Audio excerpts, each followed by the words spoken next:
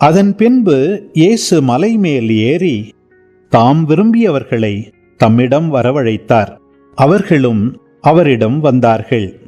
தம்மோடு இருக்கவும், நற்செய்தியை பறைசாற்ற அனுப்பப்படவும், பேய்களை ஓட்ட அதிகாரம் கொண்டிருக்கவும் அவர் 12 நியமித்தார்.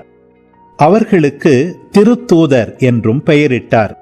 அவர் ஏற்படுத்திய 12 முறையே பேதுரு என்று அவர் பெயரிட்ட சீமோன், செபதேயுவின் மகன் யாக்கோபு, யாக்கோபின் சகோதரரான யோவான், இவ்விருவருக்கும் இடியை போன்றோர் என பொருள்படும் பொவனேர்கேசு என்று அவர் பெயரிட்டார்.